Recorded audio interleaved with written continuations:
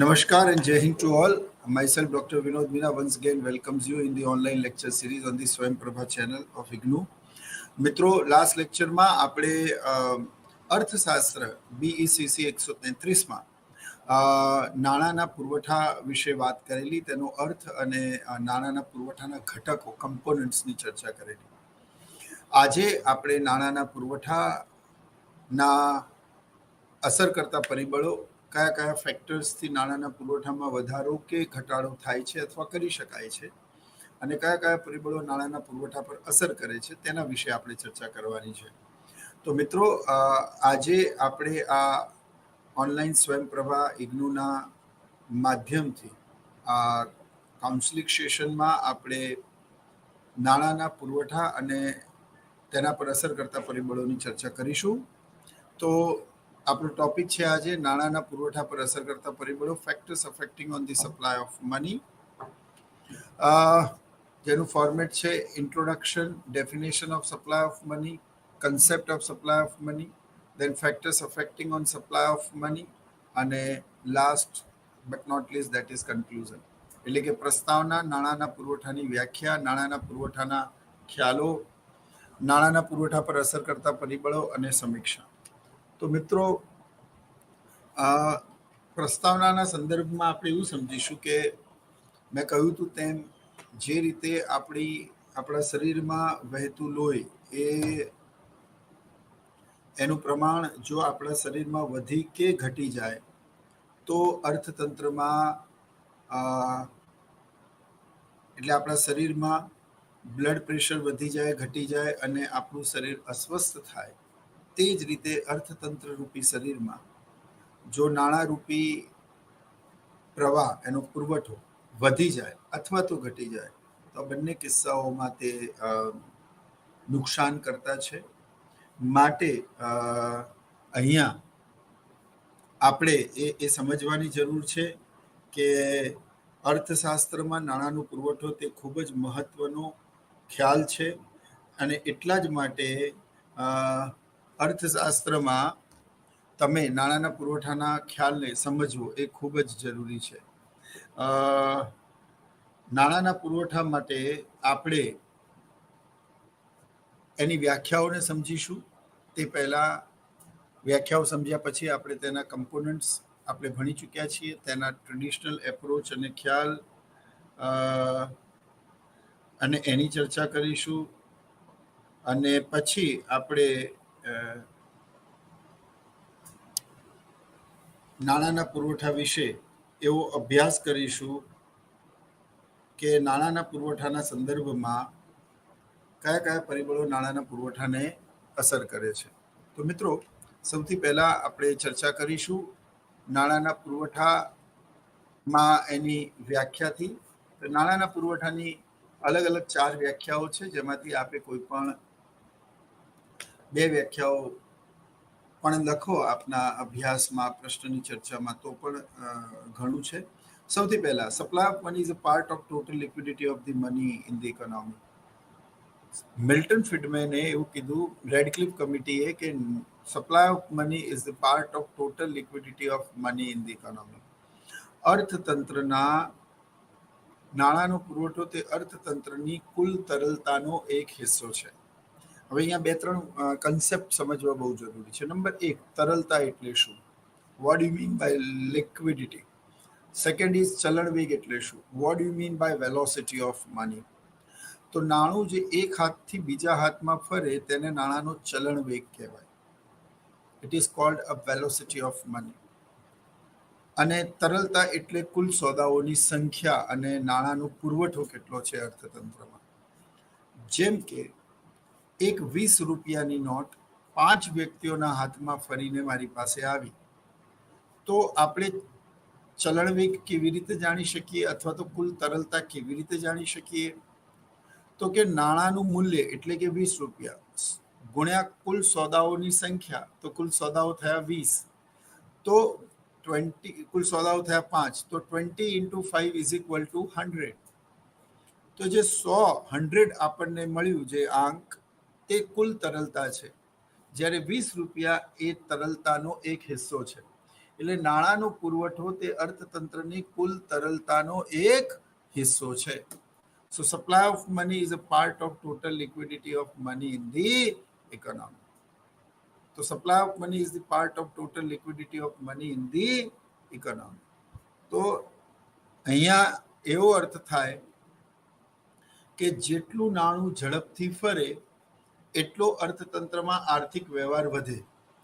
જેટલા આર્થિક વ્યવહારો વધે એટલે નાણાંનો ચલણવેગ જેટલો વધારે હોય એટલો અર્થતંત્રમાં આર્થિક સોદાઓ વધારે હોય. આર્થિક સોદાઓ વધારે હોય તો ઉત્પાદન વધે, રોજગારી વધે, રાષ્ટ્રીય આવક વધે, દેશનો આર્થિક વિકાસ થાય. સો વિકસિત દેશોમાં તે દેશના ચલણનો જે ચલણવેગ છે, જેને આપણે વેલોસિટી ઓફ મની કહીએ છીએ, એ આપણા ચલણ કરતાં વધારે હોય ને એટલા જ માટે તે અર્થતંત્ર આપણા કરતાં વિકસિત હોય. અર્થશાસ્ત્રના સંદર્ભમાં આને સમજીએ તો એટલે ડોલરની દોડવાની ગતિ આપણા રૂપિયા કરતાં વધારે છે એટલે એ દેશ વિકસિત છે. જ્યાં નાણું ઝડપથી એક હાથથી બીજા હાથમાં ના ફરે ત્યાં આર્થિક વ્યવહારો ઓછા થાય, પરિણામે ઉત્પાદન રોજગારી ઉપર એની અસર પડે અને પરિણામે તે અસર દેશની માથાદીઠ અને રાષ્ટ્રીય આવક અને આર્થિક વિકાસ ઉપર પણ જોવા મળે છે. તો મિત્રો, અર્થતંત્રમાં ચલણવેગ એ બહુ જ મહત્વનો કન્સેપ્ટ છે અને એટલા જ માટે જે રેડક્લિફ કમિટીએ પ્રથમ વ્યાખ્યા આપી એમાં એવું કીધું કે supply of money is the part of total liquidity of money in the economy. બીજી જે વ્યાખ્યા છે તે વ્યાખ્યા છે the money which is published by central bank and the demand deposit of and time deposit of the commercial bank is known as supply of money. તો કે નાણાંનો પુરવઠો એ શું છે? તો મિલ્ટન ફ્રીડમેન નોબેલ પારિતોષિક વિજેતા અર્થશાસ્ત્રીએ જેમણે કાયમી નાણાંની આવકનો ખ્યાલ આપ્યો, તેમણે ખૂબ જ મહત્વની વાત કરી કે જે ચલણી નાણું દેશની મધ્યસ્થ બેંક બહાર પાડે, આપણા દેશની મધ્યસ્થ બેંક તે આરબીઆઈ છે, એ જે ચલણી નાણું બહાર પાડે તે અને વેપારી બેંકોમાં ચાલુ થાપણો અને મુદ્દતી થાપણો જે છે એ બંનેનો સરવાળો એટલે નાણાંનો પુરવઠો. હવે ઇંગ્લિશમાં ચાલુ થાપણોને ડિમાન્ડ ડિપોઝિટ કહેવાય છે અને મુદ્દતી થાપણોને ટાઈમ ડિપોઝિટ કહેવાય છે. તો ચાલુ થાપણોને ડિમાન્ડ ડિપોઝિટ અંગ્રેજીમાં એટલા માટે કહેવાય છે કારણ કે ચાલુ થાપણોમાં બે ખાતાનો સમાવેશ થાય છે, ચાલુ ખાતું અને બચત ખાતું. તો જે ચાલુ ખાતું છે અને બચત ખાતું છે એમાં આપણી પડેલી કોઈ પણ રકમને આપણે ગમે ત્યારે વિથડ્રોલ કરી શકીએ છીએ. આપણે એને ગમે ત્યારે વિથડ્રોલ કરી શકીએ છીએ. એટલા માટે અર્થતંત્રમાં એ ચલણી નાણું એની સામે ચેક લખી શકાય છે, ચાલુ ખાતાની અને બચત ખાતાની થાપણોની સામે ચેક લખી શકાય છે, એને ગમે ત્યારે વિથડ્રોલ કરી શકાય છે અને એ રકમ અર્થતંત્રમાં વ્યક્તિ એટીએમ દ્વારા કે બેંકમાં જઈને એ વિથડ્રોલ કરી શકે છે. માટે તે પણ નાણાંનો હિસ્સો છે કારણ કે તે ફરતું નાણું છે. અને ટાઈમ ડિપોઝિટ વિશે મોડર્ન અર્થશાસ્ત્રીઓ જેમાં મિલ્ટન ફ્રીડમેન છે એમણે એવું કહ્યું કે ભાઈ ફિક્સ એટલે કે મુદ્દતી થાપણોમાં બેંક પાસે આવેલી થાપણો બેંક પોતાની પાસે મૂકી રાખતી નથી, એ કોઈકને ને કોઈકને ધિરાણ તો કરે જ છે, માટે તે અર્થતંત્રમાં ફરતું તો થાય જ છે. તો જે સર્ક્યુલેશનમાં આવે, રેડક્લિફ કમિટીએ કહ્યું તેમ, તે નાણાંનો પુરવઠો છે.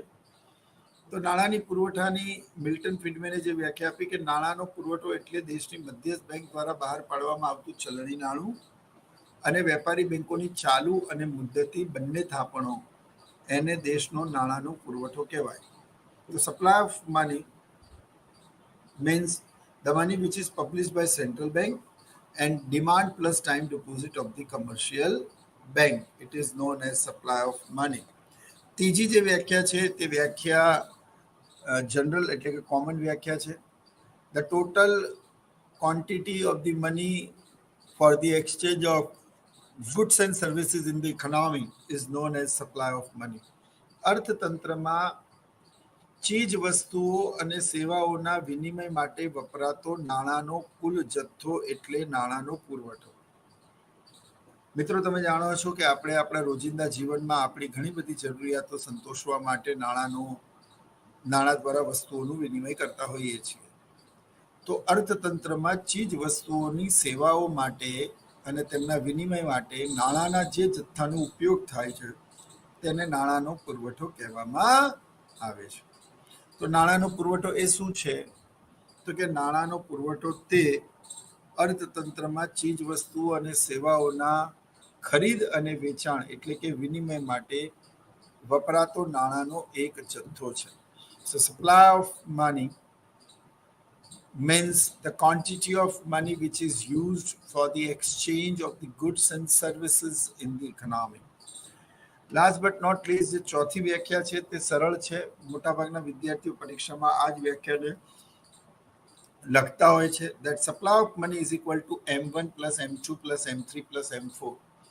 હવે M1 M2 M3 M4 શું છે એ હું આવનારા લેક્ચરમાં તમને લોકોને જણાવીશ, બતાવીશ. તો એ શું છે? તો M1 એ નાણાંના પુરવઠાનો સંકુચિત ખ્યાલ છે. M4 એ નાણાંના પુરવઠાનો વિસ્તૃત ખ્યાલ છે. એમાં અલગ અલગ નાણાંના ઘટકોનો સમાવેશ થાય છે, જેને આપણે ઇન ડિટેલ આવે પછીના લેક્ચરમાં ભરીશું. પણ 1968માં સેકન્ડ વર્કિંગ ગ્રુપ ઓફ RBIએ નાણાંના પુરવઠાની એવી વ્યાખ્યા આપી કે નાણાંનો પુરવઠો એટલે મની 1, મની 2, મની 3, મની 4. એમાં જે બાબતો આવે છે એની આપણે ઊંડાણપૂર્વક ચર્ચા પછીથી કરીશું. એટલે આ નાણાંના પુરવઠાની 4 વ્યાખ્યાઓ થઈ. That is, supply of money is the part of total liquidity of the money in the economy. Then the money which is published by the central bank and the demand plus time deposit of the commercial bank is known as supply of money. This definition is given by Professor Milton Friedman. Then supply of money means the quantity of money which is used for the exchange of the goods and services in the economy is known as supply of money. This is the common definition. And the fourth one is supply of money is equal to M1 plus M2 plus M3 plus M4. તો આ નાણાંના પુરવઠાની વ્યાખ્યાઓ થઈ. આમાંથી પરીક્ષાના સંદર્ભમાં તમે કોઈ એક પણ વ્યાખ્યા લખો તો પણ મિત્રો એ ચાલે.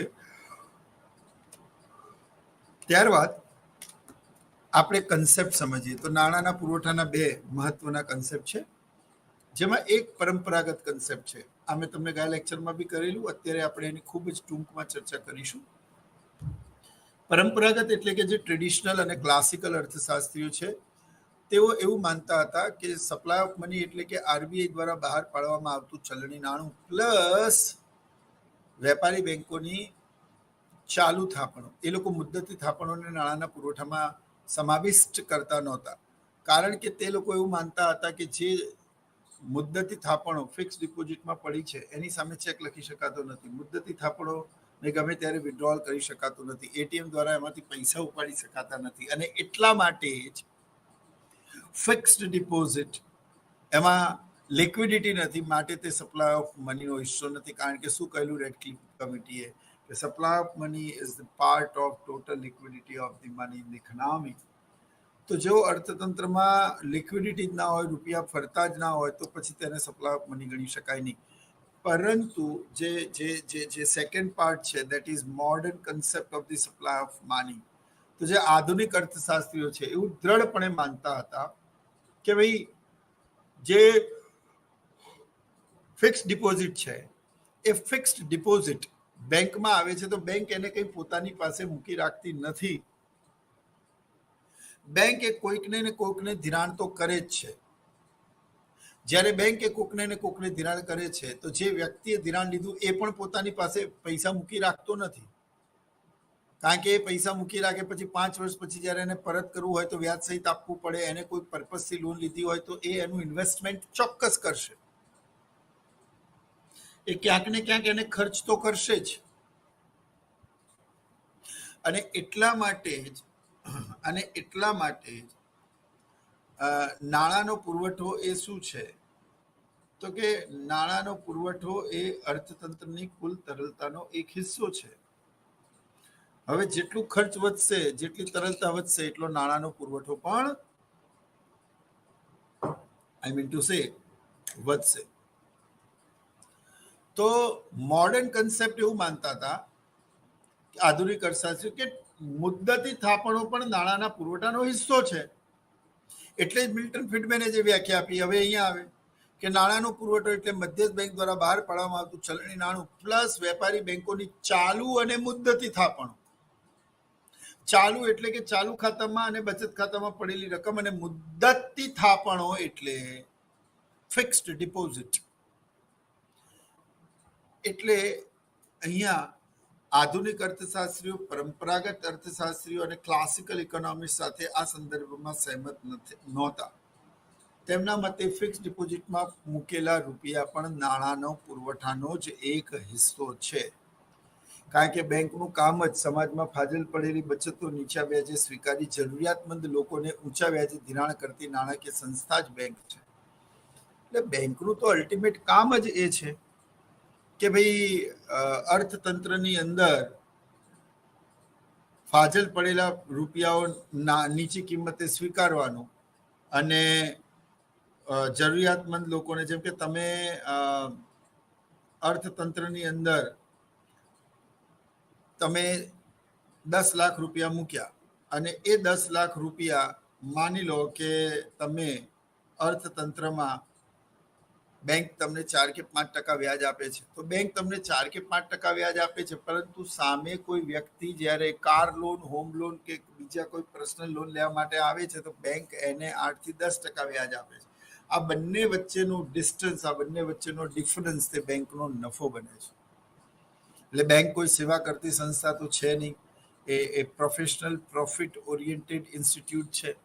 જેમ કે આરબીઆઈનું કામ અર્થતંત્રમાં આર્થિક કલ્યાણ અને આર્થિક સ્થિરતા જાળવવાનું છે, તેનું કામ નફાનું નથી. પરંતુ વેપારી બેંકો તે નફાના હેતુને જ વરેલી છે. તેનો અલ્ટિમેટ ગોલ જ વધુમાં વધુ બિઝનેસ અને ટ્રાન્ઝેક્શન્સ કરવા, ધિરાણ આપવું અને વ્યાજ કમાવાનો હોય છે. ફાઇન. એટલે બેંક પોતાની પાસે આવતી કોઈ પણ થાપણો, ફિક્સ ડિપોઝિટની પોતાની પાસે મૂકી રાખતી નથી. બેંક એ કોકને ધીરે છે, અને જે વ્યક્તિ બેંક પાસેથી ઉછીના નાણાં લે છે એ પણ એને કોકને કોક જગ્યાએ ઇન્વેસ્ટ કરે છે. માટે એ નાણું અર્થતંત્રમાં ફરતું તો થાય જ છે. તો જે નાણું અર્થતંત્રમાં ફરતું હોય તે નાણાંના પુરવઠાનો એક હિસ્સો છે. એટલે મુદ્દતી થાપણો પણ નાણાંના પુરવઠાનો એક હિસ્સો છે. તો પરંપરાગત એટલે કે ટ્રેડિશનલ એપ્રોચ નાણાંના પુરવઠા અંગેનો અભિગમ એ અલગ હતો, અને આધુનિક અર્થશાસ્ત્રીઓનો નાણાંના પુરવઠા માટેનો અભિગમ તે કંઈક અલગ છે. તો મિત્રો, આ વાત થઈ નાણાંના પુરવઠાના કન્સેપ્ટની. હવે સૌથી મહત્વનું, આપણી ચર્ચા શરૂ થાય છે અહીંથી, factors affecting on the supply of money. એવા કયા કયા પરિબળો છે જે નાણાંના પુરવઠાને અસર કરે છે? Which are the factors which is affecting the supply of money? એટલે કે જેના દ્વારા કાં તો નાણાંનો પુરવઠો વધે છે, કાં તો નાણાંનો પુરવઠો ઘટે છે. તો એવા કયા કયા પરિબળ છે? તેમાં સૌથી પહેલું ફેક્ટર છે ગવર્મેન્ટ, એટલે કે સરકાર. હવે અહીંયા ધ્યાનથી સમજજો, આપણો ખરેખર પ્રશ્ન હવે અહીંયાથી શરૂ થાય છે. સરકાર નાણાંના પુરવઠાને બે રીતે પ્રભાવિત કરે છે. નંબર 1, આ તમને બધાને ખબર હોવી જોઈએ, મેં આ પહેલા પણ એકવાર ચર્ચા કરેલી છે. 1 રૂપિયાની નોટ અને તમામ પ્રકારના ચલણી સિક્કાઓ તે દેશની સરકાર અને તેનું નાણાં મંત્રાલય બહાર પાડે છે. 1 રૂપિયાની નોટ ઉપર દેશના વિત્ત સચિવ, ફિનાન્સ સેક્રેટરીની સાઇન હોય છે.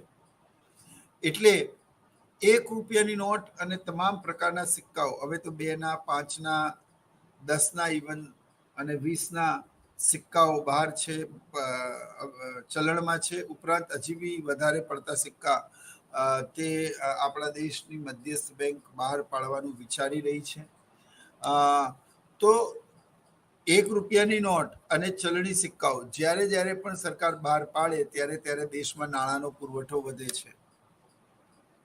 આનો અર્થ એ થયો કે નાણાંના પુરવઠા પર અસર કરતા પરિબળોમાં એક પરિબળ એ સરકાર પણ છે, એની પોલિસી પણ છે.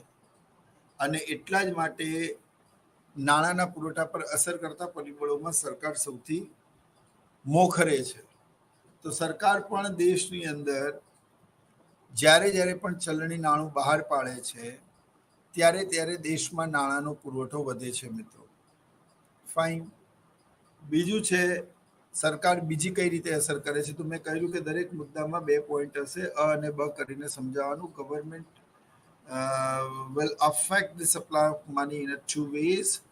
One is by issuing the 1 rupees note and all coins in the economy, and whenever the government publishes the new currency in the economy, the supply of money is increasing. And second part is that the government, whenever it's making any type of the expenditure, તો યાદ રાખો કે સરકાર વિકાસલક્ષી ખર્ચ કરે છે, પણ સરકારનું ખર્ચ એ લોકોની આવક બને છે. નહીં સમજણ પડી? જેમ કે સરકારનું ખર્ચે મારી આવક છે, મારું ખર્ચે મારી વાઈફની આવક છે, મારી વાઈફનું ખર્ચે એક્સ વ્યક્તિની આવક છે જ્યારે માર્કેટમાં જાય છે. તો પ્રશ્ન એ છે કે સરકાર જ્યારે જ્યારે પણ ખર્ચ કરશે ત્યારે ત્યારે દેશમાં નાણાંનો પુરવઠો વધશે. કારણ કે સરકાર ખર્ચ કરશે એ પ્રત્યક્ષ કે પરોક્ષ રીતે સામાન્ય જનસંખ્યા લોકો સુધી પહોંચશે જ પહોંચશે. એટલે અર્થતંત્રમાં જ્યારે જ્યારે પણ દેશમાં આ પ્રકારની પરિસ્થિતિ સર્જાય છે ત્યારે ત્યારે અર્થતંત્રમાં સરકારે એવા પગલાં ભરવા જોઈએ જે ફુગાવા દરમિયાન ફુગાવા વિરોધી હોય અથવા તો ફુગાવાને અંકુશમાં લેવામાં મદદ કરે. ફુગાવો એટલે કે નાણાંનો પુરવઠો. કારણ કે નાણાંના પુરવઠાના કારણે જ ફુગાવો થતો હોય છે. નાણાંનો પુરવઠો ખૂબ વધી જાય તો લોકો પાસે ખરીદ શક્તિ વધે અને એ લોકો વધારે ચીજ વસ્તુની માંગ કરે, પણ એટલી ઝડપથી ઉત્પાદન ન થવાના કારણે જે માંગ રેખા છે ઉપરની ઉપર ખસતી જાય, માંગ વધતી જાય, પરિણામે ફુગાવો એટલે કે ભાવ પણ વધતા જાય. તો મિત્રો, સૌથી પહેલા આપણે સરકાર ભણ્યા. બીજું મહત્વનું જે ફેક્ટર છે જે નાણાંના પુરવઠાને અસર કરે છે તે છે આરબીઆઈ. મિત્રો, how can the RBI affect the supply of money? RBI નાણાંના પુરવઠા પર 2 રીતે અસર કરે છે. નંબર 1,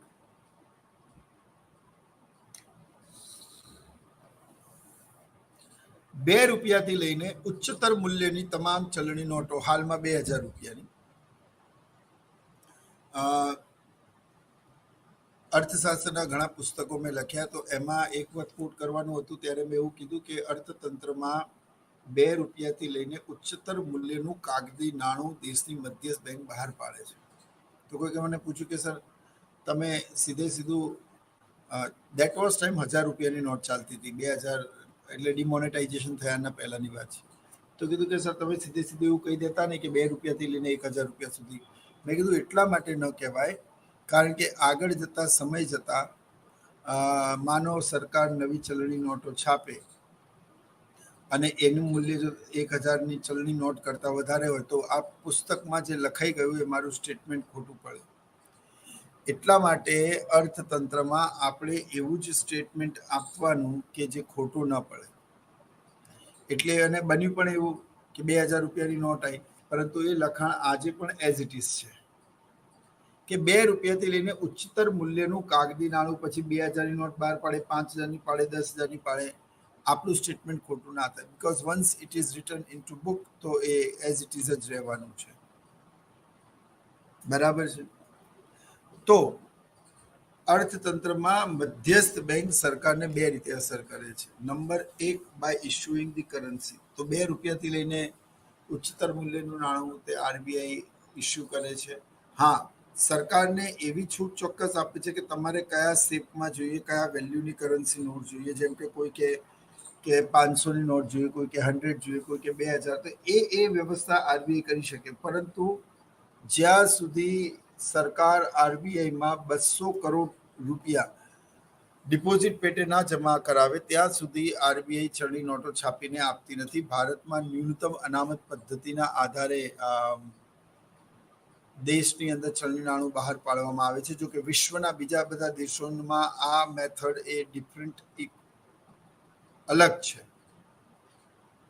તો સમવાય નાણાતંત્રમાં જે કાર્યો છે એ શહેરી અને ગ્રામ્ય વિસ્તારોમાં વહેંચાયેલા છે. તો તે જ રીતે અર્થતંત્રમાં પણ સરકાર કઈ રીતે અસર કરે છે તે બે ભાગોમાં વહેંચાયેલું છે. નંબર 1, તમે જાણ્યું તેમ 2 રૂપિયાથી લઈને, એટલે કે આરબીઆઈ 2 રૂપિયાથી લઈને ઉચ્ચતર મૂલ્યનું કાગદી નાણું બહાર પાડે છે. જ્યારે પણ આરબીઆઈ કે સરકાર આ પ્રમાણે ચલણી નાણું બહાર પાડે ત્યારે દેશમાં નાણાંનો પુરવઠો વધે, લોકોની આવક વધે, ખર્ચ વધે, માંગ વધે, કિંમત વધે, અર્થતંત્રમાં ફુગાવો ઓર વધારે ગંભીર બને.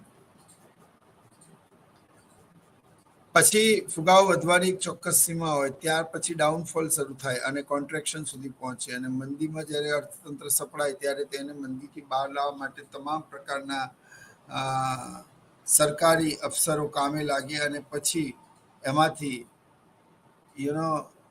કેન્સ નામના અર્થશાસ્ત્રીનો જન્મ થયો, જેણે એવું કીધું કે સરકાર પાસે કોઈ કામ ના હોય તો સરકારે ખાડા ખોદાવવા જોઈએ અને તેને ફરી પાછા પુરાવા જોઈએ. એટલે એ લોકોને લાઈવ કામમાં એન્ગેજ કરીને પછી પૈસા ચૂકવવા દેવા જોઈએ. તમે જાતે પૈસા એ લોકોને ચૂકવતા રહો તો એ લોકોને કોઈ ઉત્પાદન વધારવામાં પણ રસ રહે નહીં, કે કોઈ પણ પ્રકારની આર્થિક પ્રવૃત્તિ કરવામાં પણ રસ રહે નહીં. એટલે આ બહુ મહત્વનું છે. એટલે નાણાંના પુરવઠાને અસર કરતા પરિબળોમાં સૌથી પહેલા સરકાર, બીજું છે આરબીઆઈ. તો આરબીઆઈ નાણાંના પુરવઠાને મિત્રો 2 રીતે અસર કરે છે. મેં કહ્યું તેમ 2 રૂપિયાથી લઈને ઉચ્ચતર મૂલ્યનું કાગદી નાણું આરબીઆઈ બહાર પાડે છે. જ્યારે કાગદી નાણું બહાર પાડે છે ત્યારે દેશમાં નાણાંનો પુરવઠો વધતા અર્થતંત્રમાં ફુગાવો થાય છે. તમને યાદ હોય તો થોડા વર્ષો પહેલા જે ડિમોનેટાઇઝેશન થયેલું, તો આજના ભાવ વધારાનો તખતો ત્યારે જ લાગી ગયેલો. એટલે અર્થતંત્રમાં વર્તમાન ભાવ વધારા પાછળનું કારણ એક એ પણ છે. એટલે અર્થતંત્રમાં તો રિઝર્વ બેંક 2 રીતે અસર કરે, એક તો આ રીતે, અને બીજું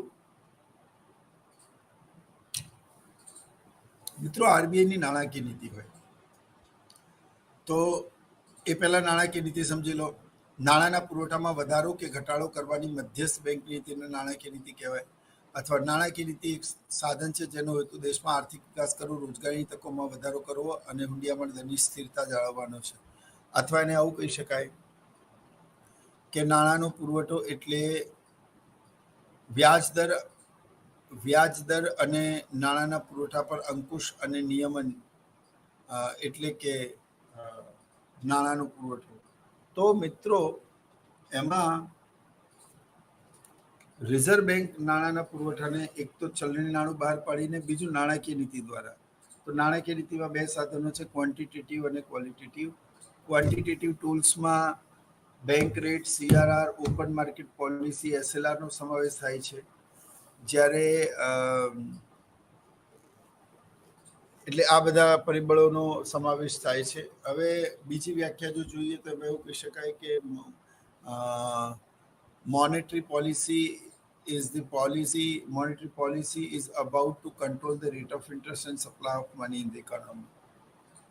So monetary policy means the policy about to increase or to decrease the supply of money in the economy. તો supply of money માં increasing કે decreasing કરવાના એની પાસે 2 રસ્તાઓ છે. તેમાં પહેલો રસ્તો છે કે આરબીઆઈ ચલણી નોટો છાપે, અને બીજો રસ્તો છે કે આરબીઆઈ આપણા દેશમાંથી નાણાકીય નીતિમાં સરકારી જામીનગીરીઓનું વેચાણ કરે. હવે સરકાર સરકારી જામીનગીરીનું વેચાણ કરે. માની લો કે આપણા દેશના ફિનાન્સ મિનિસ્ટર નિર્મલા સીતારામન માનો કે નરેન્દ્ર મોદી જોડે મળવા જાય ને એમને એવું કે અર્થતંત્રમાં ફુગાવો બહુ વધારે છે, તો કે શું કરીએ? તો કે તમે કામ કરો, તમે 2000 કરોડ રૂપિયા હોવા જોઈએ, પણ લોકો પાસે લગભગ 2500 કરોડ છે, તો આપણે 500 કરોડના બોન્ડ બહાર પાડીએ. લોકો એ બોન્ડને ખરીદશે એટલા માટે નહીં કારણ કે એ લોકોને આરબીઆઈ ગમે છે, પરંતુ એટલા માટે કે એ લોકોનું ફ્યુચર સિક્યોર બની જશે. એ લોકોને નિશ્ચિત કરેલી રકમ તો મળશે જ મળશે. બરાબર? એ શેર માર્કેટ જેવું અનિશ્ચિત હોતું નથી. એટલે આ રીતે આરબીઆઈ ચલણી નાણાંને પ્રભાવિત કરે છે. પછી બીજું કોમર્શિયલ બેંક્સ. અચ્છા, કોમર્શિયલ બેંક ફરી એકવાર નાણાંના પુરવઠાને 2 રીતે પ્રભાવિત કરે છે. નંબર 1, વ્યાજના દર દ્વારા. બરાબર? હવે બે રીતે કઈ રીતે અસર કરે છે? તો કે એક તો આપણને જે ધિરાણ આપવાનું છે બધાના વ્યાજના દર આમ તો નક્કી કરે છે આરબીઆઈ, પરંતુ એ તમામ પ્રકારના ક્લાયન્ટો સાથે કમર્શિયલ બેંકનું ડીલિંગ જો સારું ન હોય તો એ યોગ્ય નથી. તો કમર્શિયલ બેંક બે રીતે નાણાંના પુરવઠા પર અસર કરે છે. નંબર એક, કમર્શિયલ બેંક એ ક્રેડિટ ક્રિએશન કરે, શાખનું સર્જન કરે. મિત્રો, શાખ સર્જન એટલે વેપારી બેંકો પાસે આવતી 10,000ની થાપણોની સામે તે 50,000 રૂપિયાનું નવું નાણું સર્જી કરી અને તેનું ધિરાણ કરી શકે છે. આ પ્રક્રિયાને શાખ સર્જનની પ્રક્રિયા કહેવાય છે. જો કે સાયન્ટિફિક છે, કેલ્ક્યુલેટિવ છે, એવું હશે તો હું આપને નેક્સ્ટ લેક્ચરમાં એ ચોક્કસ બતાવીશ. તો આઈ મીન ટુ સે કે વેપારી બેંકો એક તો શું કરે છે, આપણા દેશની અંદર અર્થતંત્રમાં ધિરાણ આપે છે. જ્યારે ક્યારે પણ એ ધિરાણ આપે છે તો એને ટર્મ્સ અને કન્ડિશન બધી જ ખબર હોવી જોઈએ. ફાઇન. તો વેપારી બેંકો ધિરાણ આપે છે અને એ જ ટર્મ્સ કન્ડિશન એ કસ્ટમર પાસે પણ ચેક કરાવે છે. એટલે શું થાય કે અર્થતંત્રમાં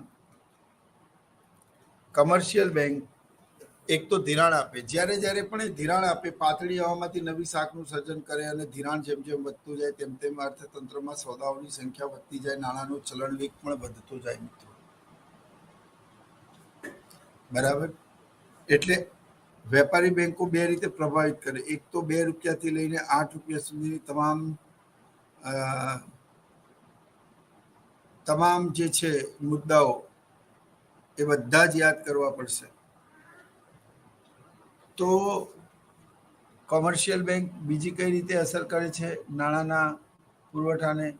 તો સૌથી પહેલા આપણે જોઈ લીધું કે કમર્શિયલ બેંક એ શાખ સર્જનની પ્રક્રિયા દ્વારા અનેક ગણું વધારે ધિરાણ આપીને પછી એના દ્વારા નાણાંનો પુરવઠો વધારે છે. જ્યારે પણ બેંકમાં પડેલા રૂપિયા સમાજમાં, સોસાયટીમાં લોકોની પાસે આવશે તેમ દેશમાં નાણાંનો પુરવઠો વધશે મિત્રો. ફાઇન. અને બીજું છે કે કમર્શિયલ બેંક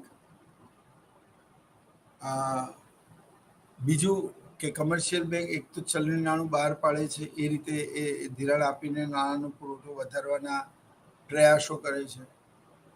તો કમર્શિયલ બેંક બીજી કઈ રીતે નાણાંના પુરવઠાને પ્રભાવિત કરી શકે છે અથવા તો કરે છે? તો કે થાપણો સ્વીકારીને. એટલે કે જેટલી પણ મધ્યસ્થ બેંક છે, વેપારી બેંકો છે, એ અર્થતંત્રમાં સરકાર દ્વારા એક ડિક્લેરેશન કરાવે કે ભાઈ આમે ફૂંકાવો છે, તમે મોંઘા નાણાંની નીતિ અપનાવો. એટલે એને ડિયર મની પોલિસી કહેવાય. સરકાર વ્યાજના દરમાં વધારો કરી દે તો આવા લોકોને ફાયદો થાય. અત્યારે તમે એની કિંમત ઓછી આંકતા હો, પણ ભવિષ્યમાં ખૂબ વધારે કિંમત એની ઊભી થાય. હવે ચોથો પોઈન્ટ છે વેલોસિટી ઓફ મની. મેં આગળ ભણાવી દીધું છે. વેલોસિટી ઓફ મનીનો મતલબ થાય અર્થતંત્રમાં નાણાંનો ચલણ વેગ. માનો કે અને એને કેવી રીતે માપી શકાય? તો કે કુલ સોદાઓ ગુણ્યા, તો કે એને કેવી રીતે માપી શકાય? તો કે કુલ સોદાઓ ગુણ્યા નાણાંનું ચલણ વેગ, એમ. તો કોમર્શિયલ બેંક, બરાબર, એ પતી ગયું. પછી આવે વેલોસિટી ઓફ મની. તો વેલોસિટી ઓફ મની એટલે નાણાંનો ચલણ વેગ.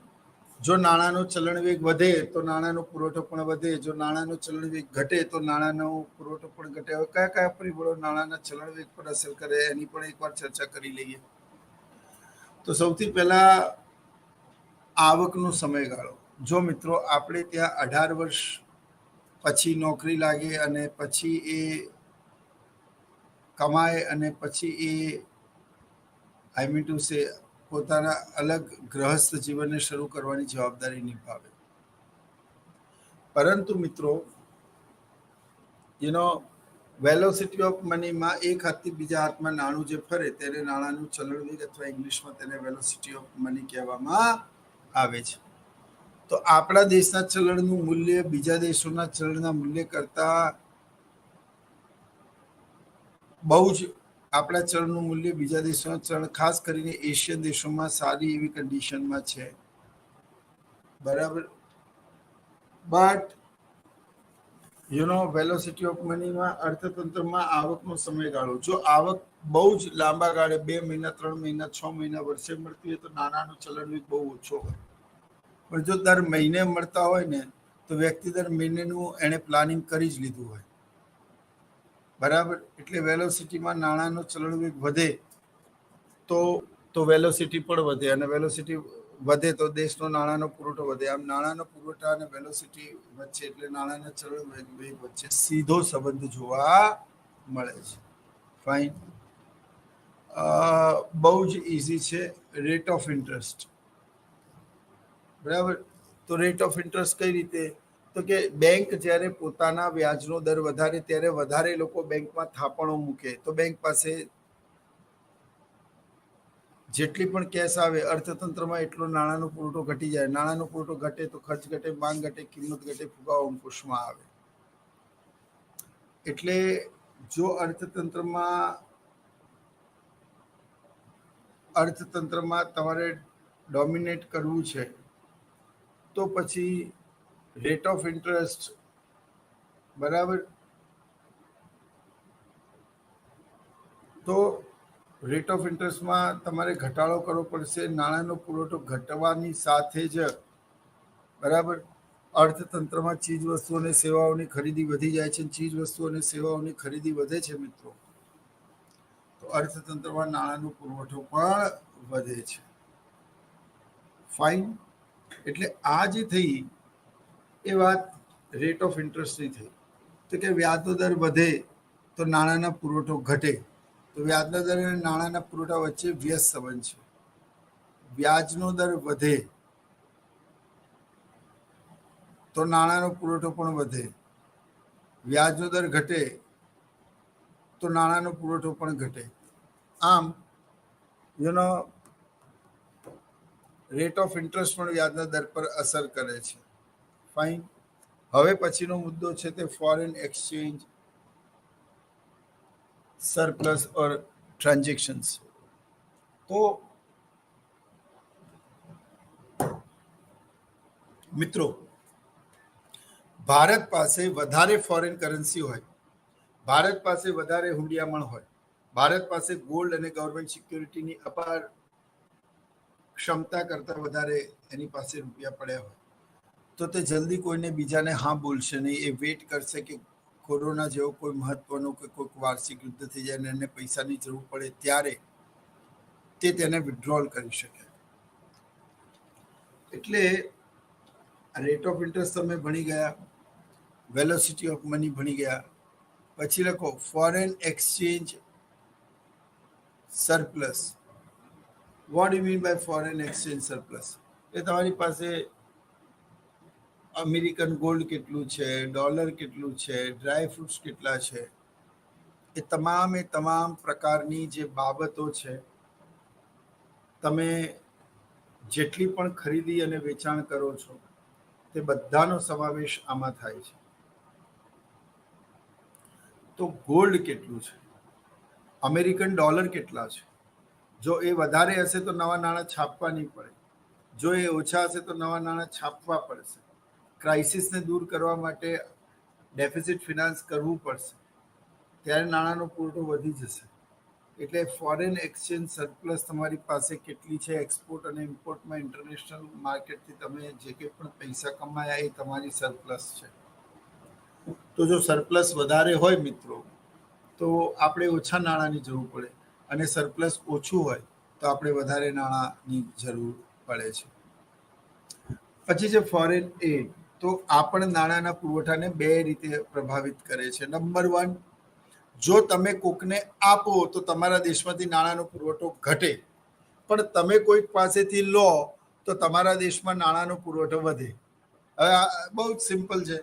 ભારત 500 કરોડ રૂપિયા શ્રીલંકાને આ ક્રાઇસિસ સમયે આપે તો ભારતની તો રાષ્ટ્રીય આવક ઘટી ગઈ ને,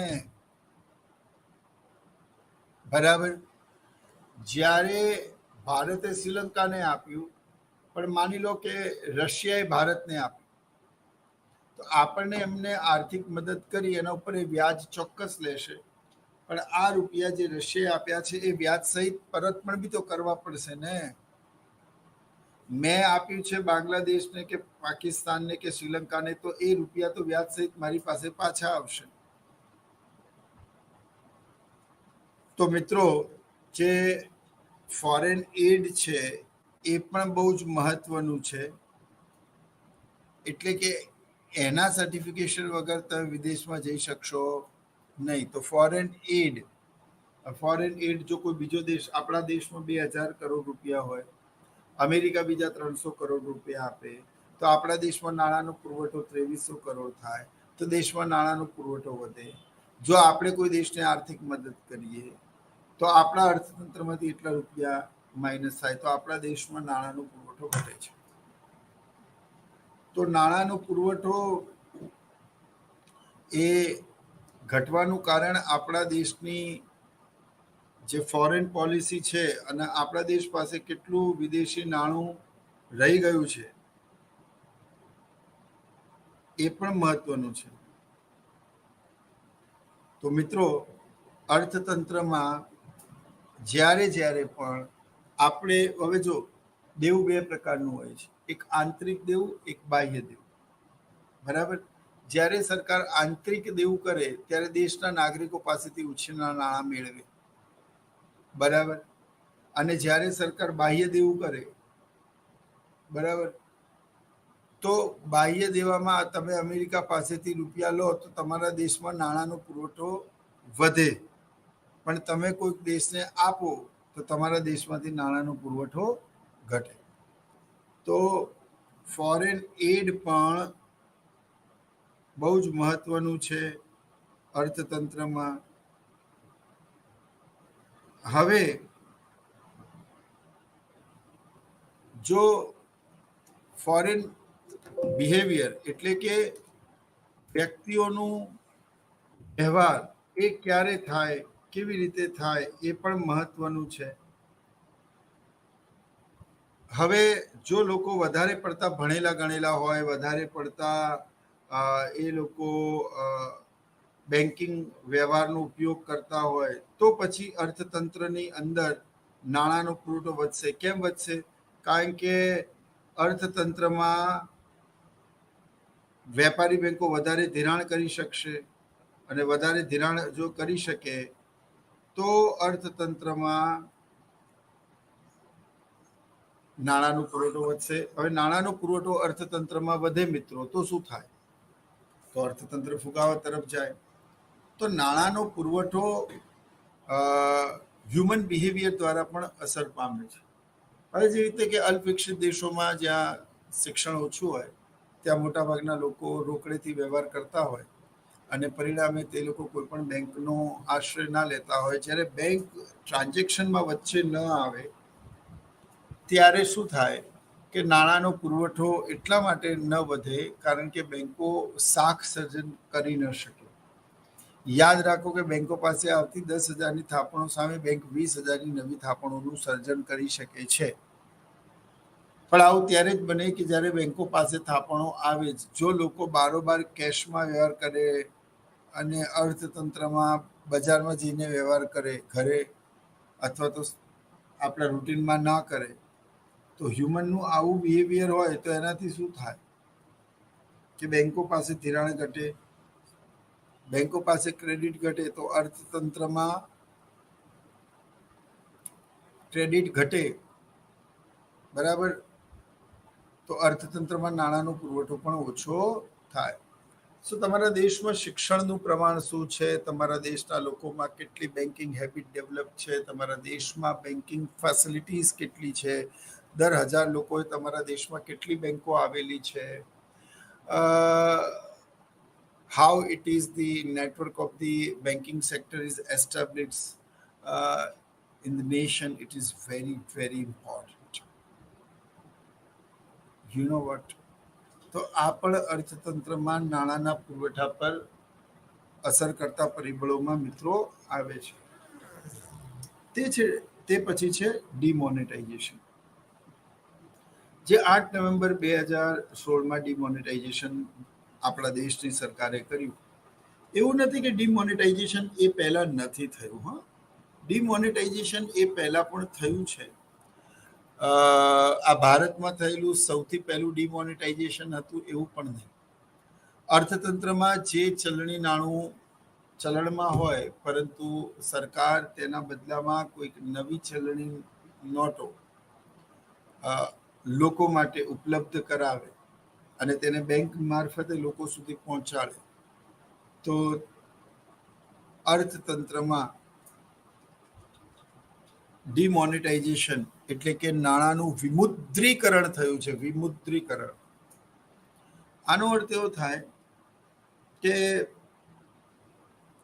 અર્થતંત્રમાં જ્યારે ખૂબ મોટા પ્રમાણમાં કરપ્શન થાય, અર્થતંત્રમાં એક પેરેલલ અર્થવ્યવસ્થા ઊભી થાય, કાળા નાણાંનું પ્રમાણ ખૂબ વધી ગયું હોય, અથવા તો અર્થતંત્રમાં જે ફેક કરન્સીઝનું પ્રમાણ ખૂબ વધી ગયું હોય, ત્યારે સરકારે આવું પગલું ભરવું પડે છે.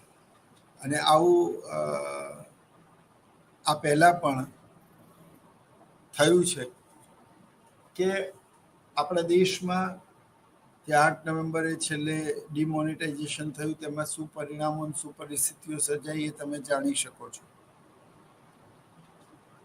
બીજી બાજુ કે આપણા દેશમાં લોકડાઉનનો અને આ કટોકટીના કારણે ફાયદો એ થયો કે મોટાભાગના લોકો ઓનલાઈન ટ્રાન્ઝેક્શન કરવા લાગ્યા. પોતાની પાસે બહુ મોટા પ્રમાણનું પાકીટ રાખવાના બદલે એક ડિજિટલ ગેજેટ રાખવાનું અને ડિજિટલ ગેજેટ દ્વારા બધા જ પ્રકારના સોદાઓ અને પેમેન્ટ પતાવી દેવાનું. હવે તો લોકો લાઇટ બિલથી લઈને ગેસ બિલથી લઈને તમામ પ્રકારની શોપિંગ અને સોદાબાજી તે લોકો ઘરે બેઠે ફોનથી જ કરતા હોય છે. એટલે જેટલું પણ વધારે બેન્કિંગ સેક્ટર ઇન્વોલ્વ થશે, બરાબર, જેટલું પણ બેન્કિંગ સેક્ટર ઇન્વોલ્વ થશે, એટલો દેશમાં નાણાંનો પુરવઠો વધશે, એટલું જ અર્થતંત્રમાં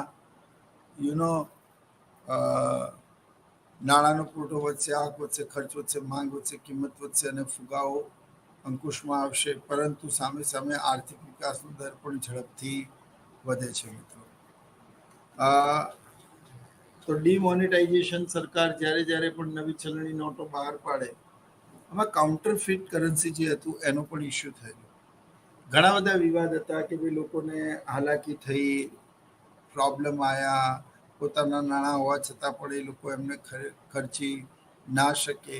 સરકાર એને એકદમ જ મોટા પ્રમાણમાં એક્સચેન્જની કંઈક વ્યવસ્થા નહોતી કરી. ડિમોનેટાઇઝેશનના કારણે ખર્ચ તો થાય જ છે ચલણી નોટો બહાર પાડવાનો, મેં તમને લોકોને કાલે પણ કહેલું. પ્લસ તેનું સમગ્ર સંચાલન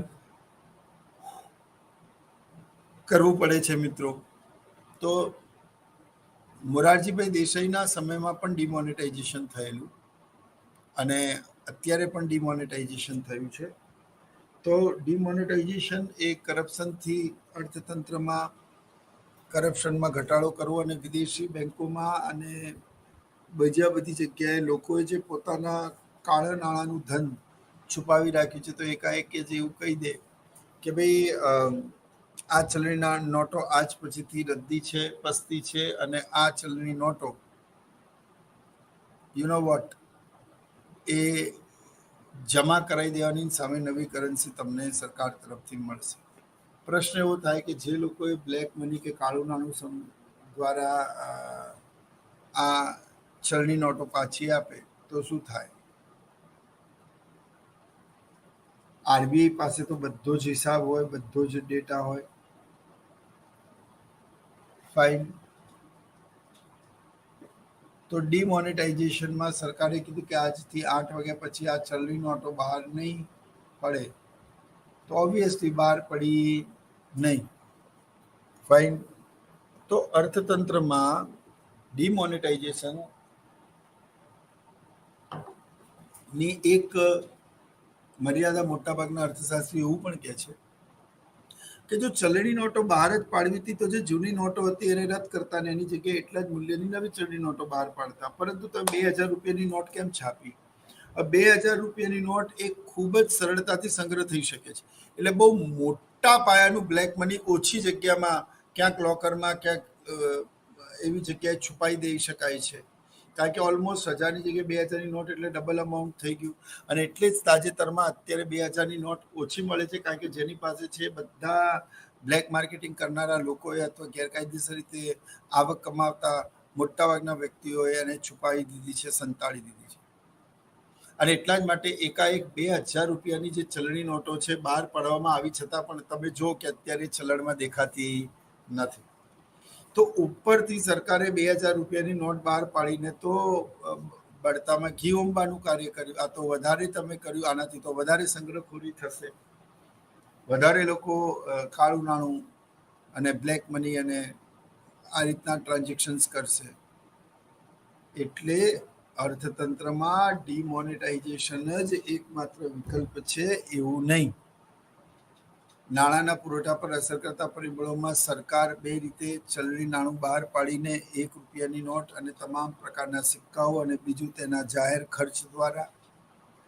બીજું છે આરબીઆઈ. આરબીઆઈ એટલે દેશની મધ્યસ્થ બેંક, અને આરબીઆઈ પણ નાણાંના પુરવઠાને બે ભાગોમાં બે રીતે અસર કરે છે. નંબર 1, જ્યારે ચલણી નોટો છાપવામાં આવે છે, ₹2થી લઈને ₹2000 સુધીની નોટ તે આરબીઆઈ છાપે છે. ઉપરાંત આરબીઆઈ સરકારી જામીનગીરીઓની ખરીદ અને વેચાણનું કાર્ય કરે છે. તો જ્યારે એ સરકારી જામીનગીરીઓની ખરીદ અને વેચાણનું કાર્ય કરતી હોય ત્યારે જ્યારે એ વેચાણ કરે છે ત્યારે લોકો એને ખરીદે છે, તો લોકોના પૈસા આરબીઆઈ પાસે આવી ગયા, તો આરબીઆઈએ એ રૂપિયા ફ્રીઝ કરી દીધા, તો દેશમાં અર્થતંત્રમાં નાણાંનો પુરવઠો ઘટ્યો. ફરીથી એકવાર સમજીએ. માનવ અર્થતંત્રમાં ફુગાવો છે. સરકારે મોંઘા નાણાંની નીતિ એટલે કે ડિયર મની પોલિસી અપનાવેલી છે. ફાઇન.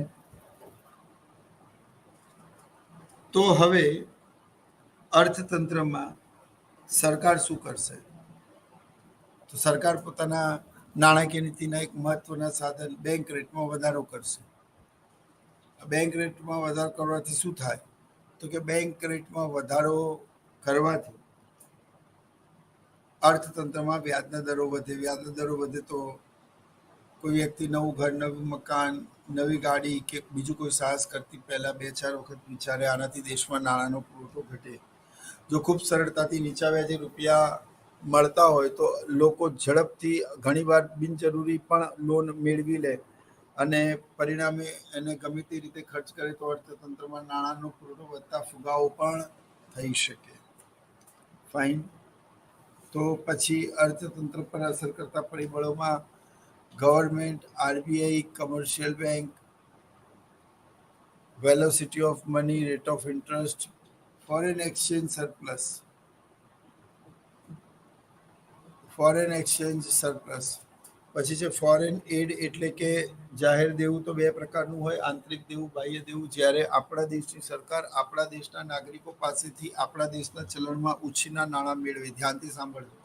આપણા દેશની સરકાર આપણા દેશના નાગરિકો પાસેથી આપણા દેશના ચલણમાં ઉછીના નાણાં મેળવે, એને શું કહેવાય?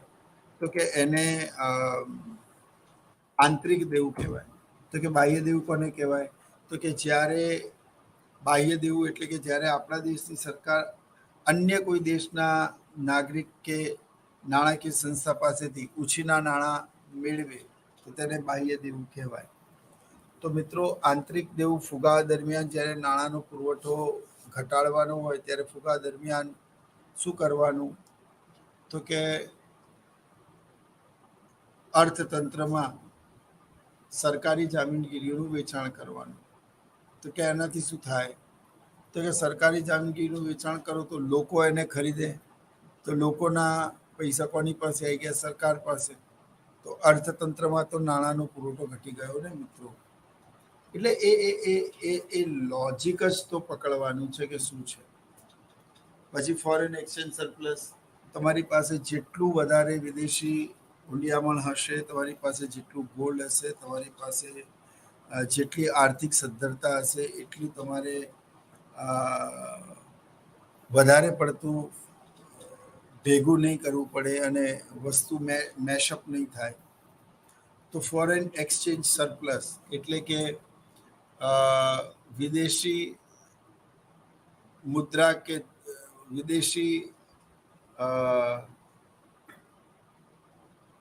અર્થતંત્રમાં જે વિક્રય પાત્ર અધિશેષ બચે તો ફોરેન એક્સચેન્જ રિઝર્વ એટલે કે આયાત અને નિકાસમાં નિકાસોની ચૂકવણી કર્યા બાદ એટલે આયાતોની ચૂકવણી કર્યા બાદ સરકાર પાસે જે પૈસા તે સમયમાં રહે છે તેને ફોરેન એક્સચેન્જ રેટ કહે છે. ફોરેન એડમાં મેં કીધું બે પ્રકારનું હોય છે, આંતરિક દેવું અને બાહ્ય દેવું. તો જે આંતરિક દેવું છે એ હું તમને પછી સમજાવી દઈશ. પણ human body behaviour and education, તો જો જે દેશમાં લોકોની બેન્કિંગ ટેવ સુદૃઢ વિકસેલી હશે, જે દેશની અંદર લોકો ખૂબ ભણેલા લખેલા હશે, કમ્પ્યુટરના ખૂબ સારા એવા જાણકાર હશે, તો તે દેશમાં ઝડપથી આર્થિક સોદાઓ થશે, લોકો એકબીજાને ચેક આપશે અને એ સંદર્ભમાં વચ્ચે બેંક આવશે જ. અને એટલા જ માટે જ્યાં જ્યાં બેંક આવે ત્યાં વ્યાજનો દર વધે ને પરિણામે નાણાંનો પુરવઠો પણ વધે છે. બરાબર. અને ત્યારબાદ છે ડિમોનેટાઇઝેશન. એ આપણે ભણી ચૂક્યા છીએ ડિમોનેટાઇઝેશન. બરાબર. અધર્સમાં મને તમારી ટીમમાં એક વ્યક્તિનું નામ જોઈતું હતું અને એ નામ કયા સંદર્ભમાં કે આપણે આ જે કંઈ પણ ભણ્યા એમાં ઘણા ટોપિક તમને અર્થતંત્ર અર્થશાસ્ત્રના બીજા અધ્યાપકો પણ ભણાવશે. એટલે એ સંદર્ભમાં એ BECC 133, BECC 134, BECC 132, BECC 131 જે છે એમાંથી ઘણા બધા ટોપિકમાં તમારે આ કન્સેપ્ટ બધા ઇન ડિટેલ ઇન ડેપ્ટેડ ભણવાના આવશે. તો ફરી એકવાર સરકાર નાણાંના પુરવઠાને બે રીતે અસર કરે છે. નંબર 1, ચલણાનું બહાર પાડવું છે. બીજી, પોતાના દ્વારા જાહેર ખર્ચ. બરાબર. ત્રીજું, કોમર્શિયલ બેંક્સ. તો કોમર્શિયલ બેંક RBI અગેન્સ્ટ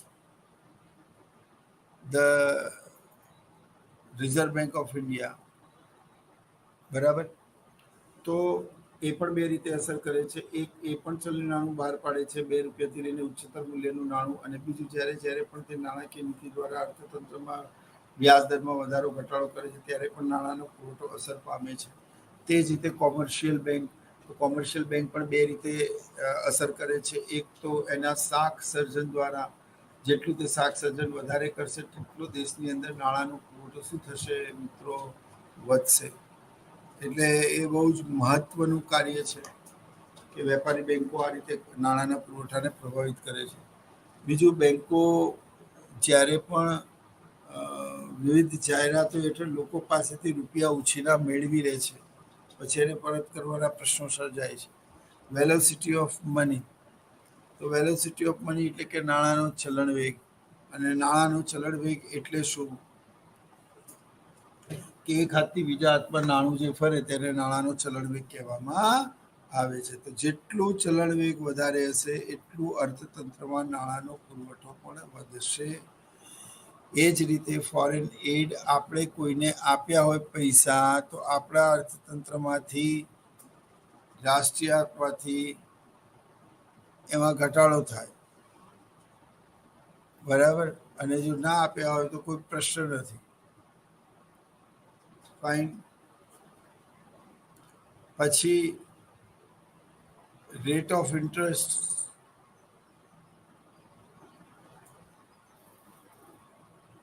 તો જો વ્યાજનો દર વધે, હવે આ એવા ઇન્ટરનેશનલ ફેક્ટર્સ છે ને કે જો વ્યાજના દરમાં સહેજ પણ વધારો થાય તો તેની અર્થતંત્રની કુલ તરલતા પર કેટલી ગંભીર અસરો પડે છે. કારણ કે જો વ્યાજ દર વધે તો લોકો તમારા દેશમાં ઇન્વેસ્ટમેન્ટ કરવાને બદલે અન્ય દેશમાં જશે. એનાથી દેશના લોકોનું ઇન્વેસ્ટમેન્ટ ઘટી જશે અને અર્થતંત્રમાં નાણાંનો પુરવઠો પણ ઘટી જશે. ફાઇન. તો એ થયું foreign exchange surplus, foreign aid, human behaviour. જે હ્યુમન બિહેવિયર એટલે જે દેશના લોકોનું વધારે જે દેશના લોકોનું વધારે એવું બિહેવિયર હોય જેમાં તે લોકો ફ્રિકવન્ટલી બેન્કિંગ સર્વિસીસનો ઉપયોગ કરતા હોય અને ઉપરાંત એ દેશમાં બેન્કિંગ સેવાઓ સારી એવી વિકસેલી હોય, બેંકો દર 1000 વ્યક્તિઓ બેંકનું પ્રમાણ પણ ખૂબ વધારે હોય, તો તે દેશમાં આર્થિક વ્યવહારો ઝડપથી થાય છે. આર્થિક વ્યવહારો વધશે તો રોજગારી વધશે, આવક વધશે, દેશની માથાદીઠ આવક વધશે. તો એ પણ બહુ જ મહત્વનું છે. તો આપણા દેશ, આપણા સમાજના લોકોનું બેન્કિંગમાં ટેવો એ લોકોની વિકસેલી છે કે નહીં, એ એનાથી ફેમિલિયર છે કે નહીં, એ પણ મહત્વનું છે. પછી હ્યુમન બિહેવિયર, પછી ડિમોનેટાઇઝેશન જે આપણા દેશમાં કરવામાં આવ્યું 8 નવેમ્બરે. તો મિત્રો, આ ડિમોનેટાઇઝેશનના કારણે પણ અર્થતંત્રમાં નાણાંના પુરવઠામાં વધઘટ થાય છે. આપણે તો એટલું જ ભણવાનું છે કે નાણાંનો પુરવઠો ક્યારે વધે છે અને નાણાંનો પુરવઠો ક્યારે ઘટે છે. બસ એ પરિબળો નાણાંના પુરવઠા પર અસર કરતા પરિબળો છે. આવતા લેક્ચરમાં આપણે નાણાંના પુરવઠાના માપદંડ વિશે ચર્ચા કરીશું. ત્યાં સુધી જય Hind. Thank you so much. નમસ્કાર.